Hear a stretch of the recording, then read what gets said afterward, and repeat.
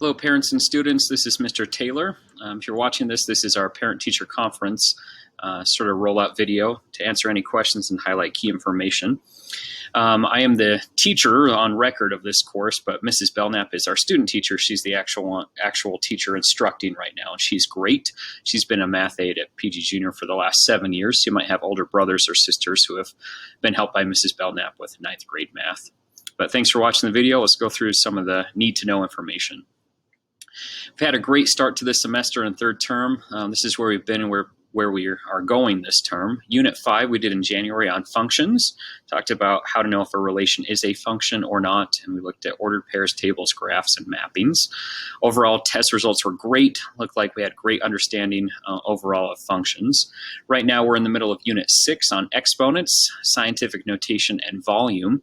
Test is coming up real fast, so as a heads up, make sure your packets are pretty close to being done and study for that test. And then after Unit 6, we're going to talk about the real number system, specifically when numbers are rational versus irrational, and square roots and radicals. We'll dive into how to simplify and operate with square roots. So that'll be our February and March unit, Unit 7. Like I said, Unit 6 test is coming up. If you're an A-Day student, that'll be Thursday, February 18th. If you're a B-Day student, you'll take it Friday, February 19th. On that day, you'll need to turn in your notes and practice assignment packets. Make sure you're showing work. Everything needs to be completed and graded. So make sure those are good to go. The only way you're going to be prepared for the test is by doing the practice, which are those practice assignments in the white packet.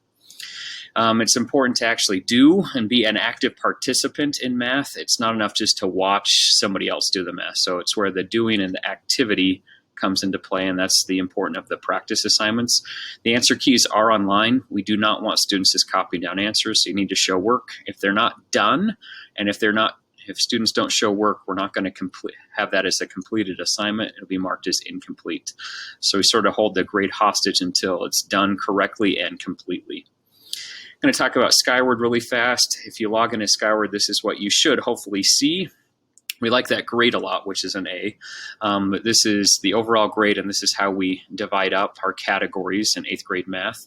50% will be your test scores for this term, which is Unit 5 and Unit 6. We're going to have 30% allocated to our quizzes that we take in Canvas each day, and 20% is divvied out into our unit notes and assignment packets.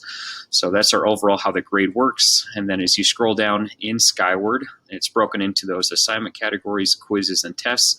And you can see where you've done great on some assignments, quizzes, and tests, and where you might want to redo or retake. You can redo and retake any assignment, test, or quiz to better show mastery of the concept and to improve your grade. And you can look at Skyward to determine what you'd like to work on with that. You can do test retakes, which is a great option, but you need to make sure that the notes packets and practice assignment packets are done. You've done the practice test, and I'm going to make you do test corrections so you don't make the same mistakes on the retake test. Everyone is able to take a retake, but you have to meet those requirements, and then whatever you get as your new score on the retake is your new score. So that retake score is going to stick, for better, for worse. Some kids get stressed out by that, but really if we go through and help you with the test corrections, you're not going to make the same mistakes. You're going to do better, which is what we want. Let's talk about math support. Sometimes students struggle with math. That happens. Talk about what we've provided and what we can offer to help you out. 4 big things. We've got a website, we've got Math Lab, we've got Canvas, and there's some guided studies classes as well to help out. This is our PG Junior 8th grade math website. We've added a QR code that you could scan right now using your phone. This has pretty much everything publicly, so you don't need to log in to view this. This is great for parents that might not be able to get into Canvas. It has our calendar. You can download what you need to. It has the videos posted. Like I said, you can look at it on your phone, iPad, computer, and you don't have to have a login. That's the information that you can see and what your students should be working on. Canvas is how you submit things and how things are getting graded. So this is what students will have access to. We've got our homepage here with the modules, which are our units. Term 3, we've got units 5, 6, and 7 that I've talked about, and those are links that you click on. If we click on one of the links like Unit 6 that we're currently working on, we've got a welcome page, an overview of what's going on, the resources that you can download and print. I'll walk you through what a lesson page looks like and the quiz, of course. So when you first go into a unit, we're going to have our anchor poster, highlights the big idea for the unit, and it's going to talk about what the learning objectives or targets are for this unit. In this case, we're learning 5 things with exponents, scientific notation, and volume. We also have on the next screen the resources. These are all the things that you might need. Students that are in class, I provide these. They're printed, I hand them to them, they get them. But let's say you're gone, you're in quarantine, or you lost something. Well, you should go to Canvas and you should print it out using these links. Everything that I have in class is accessible. You can download and print everything on Canvas using the resources page of each unit. Within the actual lesson page of a Canvas lesson, we have the videos that we created that goes through all the notes and the assignments that you need to work on. Has the answer key to your practice assignment. There's also even an assignment video you can watch for like some free answers and to help you out get started with your homework. This is available for every single lesson that we do. So if you're gone, if you missed out, if it's not making sense, please watch those videos. Use the answer keys. That's built into Canvas. That's why we spent so much time creating Canvas for you. If you'd still like to work with a person, which is great, we have Math Lab available. It's actually run by Mrs. Belknap, our student teacher. It is Tuesdays and Thursdays, and here's the information for that. I'm also willing and able to help out any day before or after school. If you need to come and retake a quiz or you missed a day, you have questions, any day works, but specifically for Math Lab, Tuesdays and Thursdays, an option for everybody.